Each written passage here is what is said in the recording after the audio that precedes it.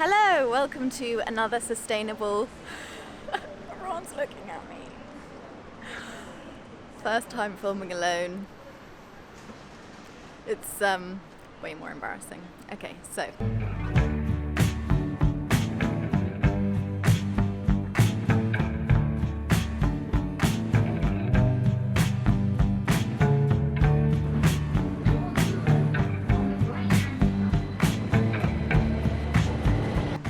Welcome to another sustainable travel vlog. Today I'm at St Pancras station in London, about to take the Eurostar to Amsterdam. So I've got all my necessary COVID documents like my vaccination pass, and also I've done a negative PCR test. So it's 10 a.m. now and the train leaves at 11. It takes just over 4 hours.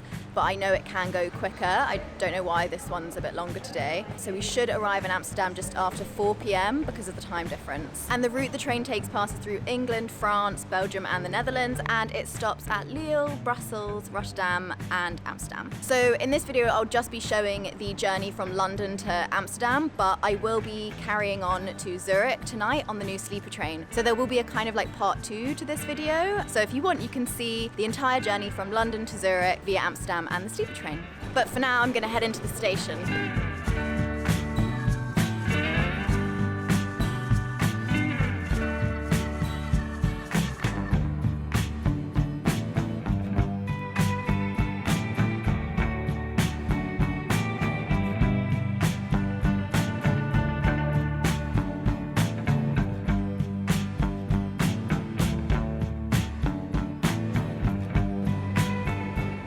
I'm in the departure lounge now. Everything was fine with security. I actually didn't need as many documents as I thought I did, but maybe they're going to check them later on in the journey. So I've spoken a bit before about how getting from London to Amsterdam by train is actually quicker than flying, and that's because the train takes you from city centre to city centre. But when you fly, you usually need to travel to an airport which lies outside the city and leave extra time for security and check-in. And then when you arrive, you still need to get your passport checked and also wait for your luggage at the baggage carousel before trekking into the city centre. So when you see that a flight is only like an hour and 25 minutes, like for Amsterdam for example, it really means a journey time of 6 hours in total. But taking the train, depending on where you live, takes more like 5 hours. And it's a similar story with cost, but I think I'm going to speak about that once I'm on the train. This is the first time I'm filming on my own, so I'm a bit nervous because I don't have anyone to make me feel a bit less embarrassed. I'm also nervous about having someone sat next to me while I'm filming, which would not be ideal, but maybe the train will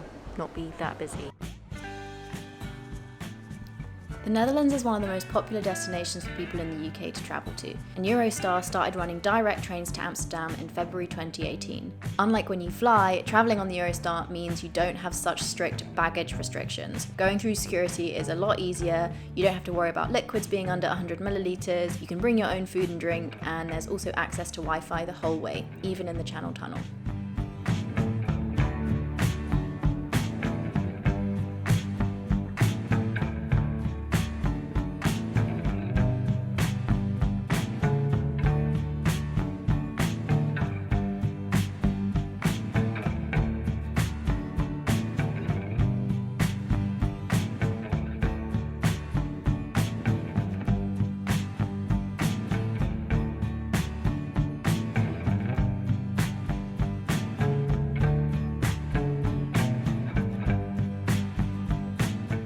So I bought a one-way ticket from Eurostar which cost £68, and then on top of the tube fare it was £71. And when I was checking for flights the same day, it looked like the cheapest option was going to be to fly from Luton Airport, and the price looked like it was going to be £32, but then once I got to the end of the process and added luggage and a seat reservation, it came to £64. And then when I added the cost of getting to and from the different airports, it was £86. And I haven't even touched upon how the two compare in terms of carbon emissions. I'll get to that in a bit.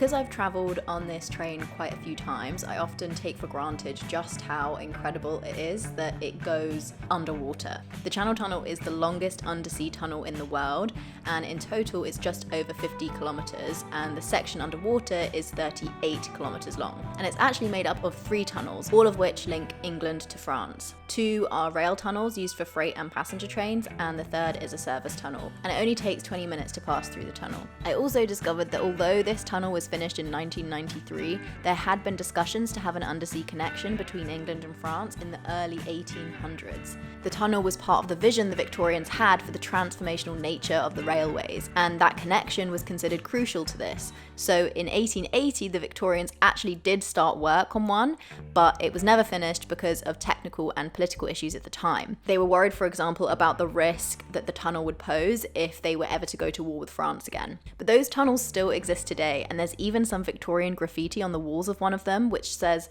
"This tunnel was begun in 1880 with a typo, signed William Sharp." And apparently, when plans were revisited in the 80s to build the tunnel in its current form, Margaret Thatcher wanted it to be for cars as they represented freedom and individualism, but experts advised against it because it wouldn't be safe. So construction started in 1988, and it took 5 years to build and was open in 1994.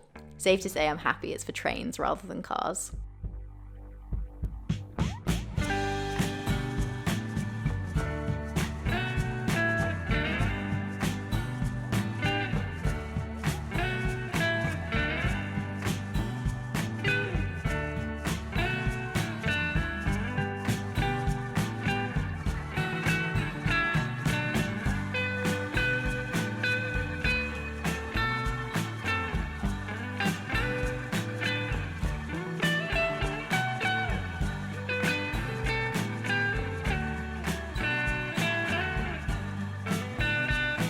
Taking the train from London to Amsterdam instead of flying is so much better for the climate. You need to take almost 10 one-way trips by train to clock up the same amount of carbon as one flight. Also, Eurostar trains in the Netherlands are run off 100% renewable wind power, and they're trying to reach 100% renewable power in England and France and Belgium too.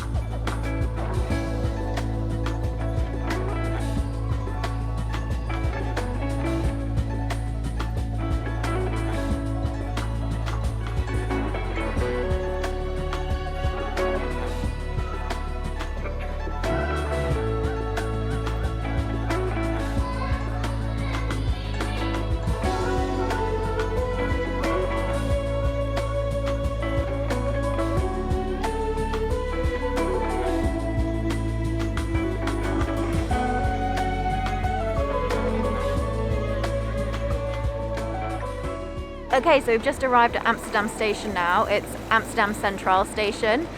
Thanks so much for joining me on that leg of the journey. I'll put more details about the trip below, and if you're interested in seeing more train or sustainable travel related content, you could subscribe.